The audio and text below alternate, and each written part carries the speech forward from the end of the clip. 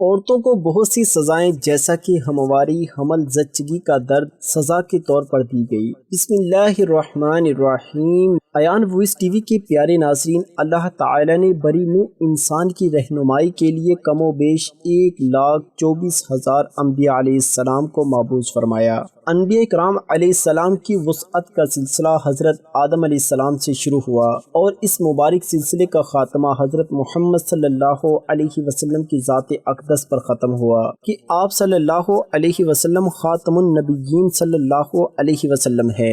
آج کی اس ویڈیو میں ہم آپ کو حضرت آدم علیہ السلام کی زندگی کے بارے میں بتائیں گے، ساتھ ہی ساتھ جو آج کی اس ویڈیو کی غرض و غوایت ہے اس بارے میں آپ کو آگاہ کیا جائے گا۔ حضرت حوا سلام اللہ علیہا کتنی بار حاملہ ہوئی اور کتنے بچے انہوں نے جنم دیے اور ان کی وفات کب ہوئی۔ حضرت آدم علیہ السلام کا ذکر کیا جائے، حضرت جبرائیل علیہ السلام کو وہ حکم دینا بھی آپ کو یاد ہوگا کہ اللہ تعالی نے حضرت جبرائیل علیہ السلام کو حکم دیا کہ کرۂ ارض سے مٹی لے کر آؤ۔ حضرت ابو موسیٰ رضی اللہ تعالی عنہ اس بارے میں فرماتے ہیں، نبی کریم صلی اللہ علیہ وسلم نے ارشاد فرمایا، اللہ تعالی نے حضرت آدم علیہ السلام کو ایک مٹھی خاک سے پیدا فرمایا۔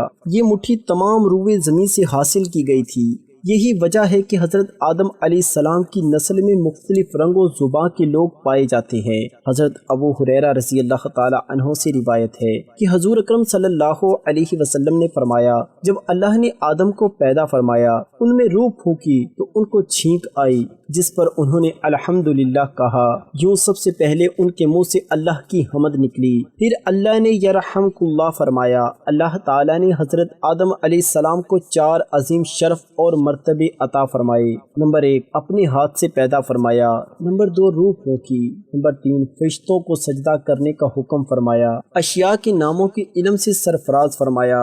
حضرت آدم علیہ السلام کی پیدائش کا ذکر تو ہم نے کر ہی دیا، اور حضرت آدم علیہ السلام اور حضرت حوا علیہ السلام کا جنت میں رہنا اس بارے میں بتاتے ہیں۔ یوں تو جنت میں تمام آسائش نعمتیں موجود تھی، لیکن اس کے باوجود حضرت آدم علیہ السلام تنہائی اور اجنبیت محسوس کرتے تھے۔ چنانچہ اللہ تعالی نے ان کی تنہائی دور کرنے کا بندوبست فرماتے ہوئے حضرت حوا سلام اللہ علیہا کو پیدا فرمایا۔ محمد بن اسحاق حضرت ابن عباس رضی اللہ تعالی عنہ سے روایت کرتے ہیں، حضرت حوا سلام اللہ علیہا کو حضرت آدم علیہ السلام کی بائیں طرف کی چھوٹی پسلی سے پیدا کیا جبکہ وہ سو رہے تھے۔ پھر اللہ تعالی نے حضرت آدم علیہ السلام کو حکم دیا اور ان کی بیوی جنت میں سکونت فرمائے اور جہاں سے چاہو بلا روک ٹوک کھاؤ، لیکن اس درخت کے پاس نہ جانا ورنہ ظالموں میں سے ہو جاؤ گے۔ حضرت حوا سلام اللہ علیہا بڑے آرام و سکون سے جنت میں رہنے لگے۔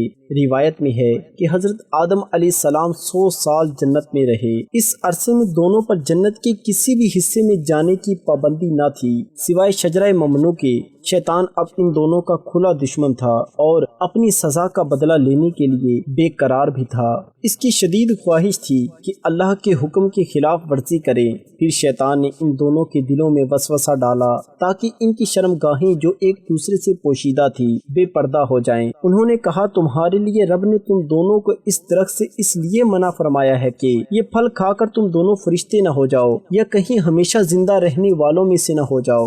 شیطان کی ان باتوں نے حضرت حوا سلام اللہ علیہا کو سوچنے پر مجبور کر دیا۔ پھر شیطان کی مسلسل کوششیں اور سازش رنگ لائی اور اس نے حضرت حوا سلام اللہ علیہا کو پھل کھانے پر راضی کر لیا۔ ایک دن حضرت حوا سلام اللہ علیہا نے حضرت آدم علیہ السلام سے کہا، ہم اس شجر ممنوع کا ذرا سا حصہ کھا کر تو دیکھیں، آخر وہ کیا راز ہے جو اللہ نے اسے کھانے سے منع فرمایا ہے۔ شروع میں تو حضرت آدم علیہ السلام اس کے لیے قطعی طور پر راضی نہ تھے، لیکن پھر حضرت حوا سلام اللہ علیہا کے مسلسل اصرار پر باطل و ناخواستہ وہ بھی راضی ہو گئے۔ ابھی ان دونوں نے پھل کو پوری طرح چکھا بھی نہ تھا کہ ان کی سترگاہیں ایک دوسرے پر عیاں ہو گئی۔ ان دونوں پر بدحواسی اور پریشانی میں جنت کے درخت کے پتوں کو توڑ توڑ کر اپنا بدن چھپانے لگے۔ اللہ تعالی نے دونوں کو پکارا اور فرمایا، کہ میں نے تم کو منع نہیں کیا تھا کہ اس درخت کا پھل نہ کھانا اور شیطان کے ورگلانے میں نہ آنا، یہ تمہارا کھلا دشمن ہے۔ دونوں نے جب اللہ تعالیٰ کی پکار سنی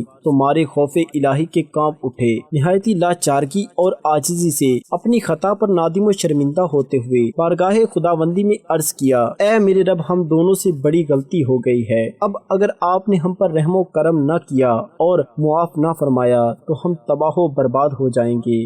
حق تعالیٰ نے فرمایا، اب تم دونوں ایک خاص مدت تک زمین پر ہی رہو گے جہاں تم ایک دوسرے کے دشمن ہوگے اور وہاں ہی مرنا ہے اور اسی میں سے پھر پیدا ہونا ہے۔ چنانچہ دونوں کو زمین کی طرف روانہ کر دیا گیا۔ روایت میں ہے کہ حضرت آدم علیہ السلام کو ہند میں اور حضرت حوا سلام اللہ علیہا کو جدہ میں اور ابلیس کو بصرہ سے چند میل کے فاصلے پر اتارا گیا۔ حضرت سخی رحمۃ اللہ علیہ فرماتے ہیں کہ جب حضرت آدم علیہ السلام جنت سے ہند میں اترے تو ان کے پاس حجر اسود تھا اور جنت کے درختوں کے پتوں کی ایک مٹھی بھی تھی۔ پھر حضرت آدم علیہ السلام نے ان پتوں کو زمین پر پھیلا دیا اور یہ خوشبودار درخت ان پتوں ہی کی پیداوار ہیں۔ حضرت ابن عباس رضی اللہ تعالی عنہ سے مروی ہے کہ حضرت جبرائیل امی علیہ السلام حضرت آدم علیہ السلام کے پاس آئے اور گندم کے 7 دانے ساتھ لائے۔ حضرت آدم علیہ السلام نے پوچھا، یہ کیا ہے؟ عرض کیا، یہ اس درخت کا پھل ہے جس سے آپ کو روکا گیا تھا لیکن آپ نے تناول کر لیا تھا۔ عرض کیا، ان کو زمین پر بو دیجئے۔ حضرت آدم علیہ السلام نے بو دیا اور وہ دانے وزن میں اس دنیا کے دانوں سے لاکھ درجے زیادہ تھے۔